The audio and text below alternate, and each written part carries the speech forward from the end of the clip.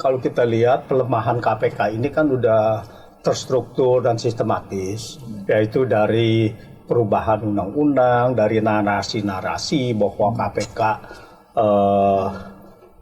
menakutkan investor, ya, seperti begitu. Di mana logika-logika itu tidak ada gitu. Bahwa kita lihat sejarahnya adalah KPK itu tidak pernah salah menghukum orang.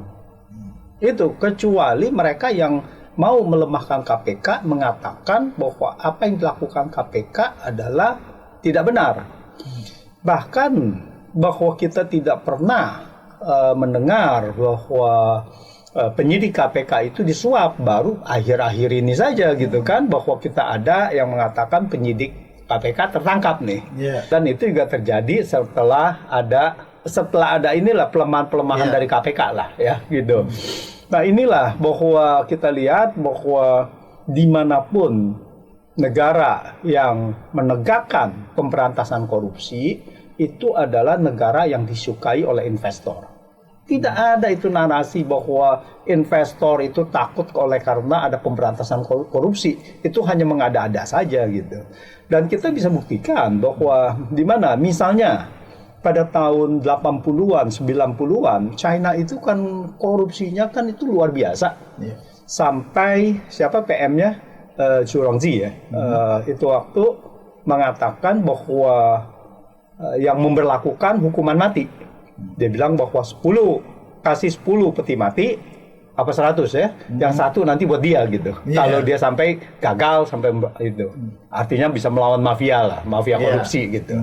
Nah, dia udah bersedia gitu. Artinya dia sudah tahu bahwa ini adalah fatal dan ini harus diberantas melalui hukuman mati. Dan itu sudah terbukti beberapa banyak dihukum mati, tetapi investor masih mengalir.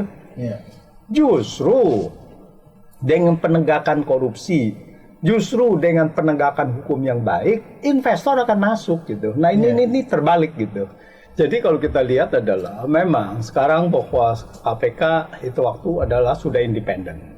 Karena tanpa ada independen itu kan tidak mungkin bisa melaksanakan tugasnya dengan baik. Seperti Hong Kong juga pada saat itu melihat bahwa korupsi sampai sedemikian besar sekali, dibikin juga suatu unit pemberantasan korupsi yang independen.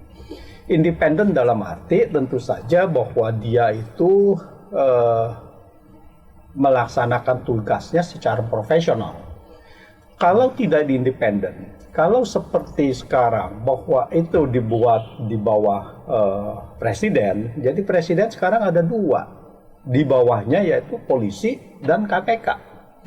Lalu kemudian bahwa personaliannya itu adalah ASN.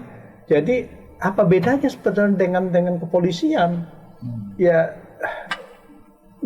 otomatis bahwa sebetulnya ya bubarkan saja KPK. Ya, bahwa itu dengan satu kepolisian malah kita punya budget itu anggaran akan bisa hemat banyak sekali gitu. Karena apa? Karena kalau seperti dia di bawah tidak ada independen lagi, jadi percuma.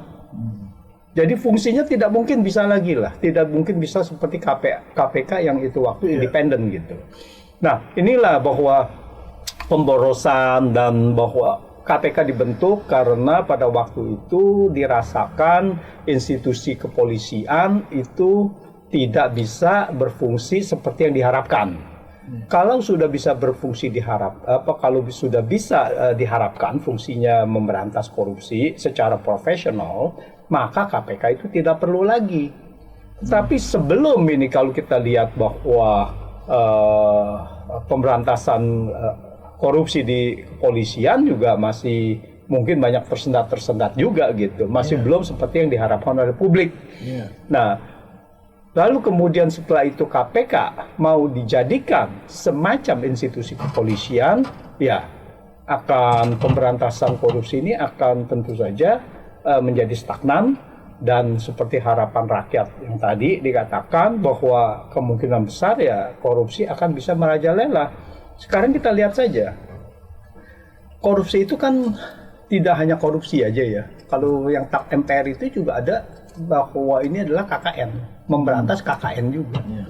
Nah, dari memberantas KKN ini, jadi ini undang-undangnya ini satu undang-undang dari TAP MPR, korupsi, kolusi, dan nepotisme gitu.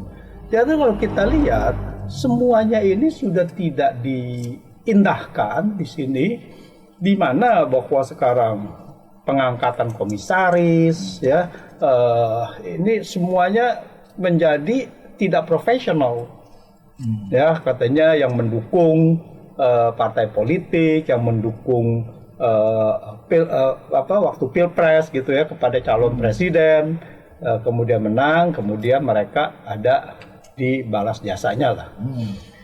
Nah, hal-hal seperti ini sebetulnya sudah bisa terindikasi ini melanggar dari praktek KKN yang ada di dalam TAP MPR itu. Nah, jadi harapan rakyat jadi akan semakin jauh bahwa kita bisa menyelenggarakan pemerintahan yang bersih dari KKN, karena contoh-contoh yang terakhir ini diberikan adalah ya tidak menuju ke sana, bahkan sebaliknya, arah sebaliknya, bahkan semakin kaya dengan praktek-praktek balas jasa dan sebagainya.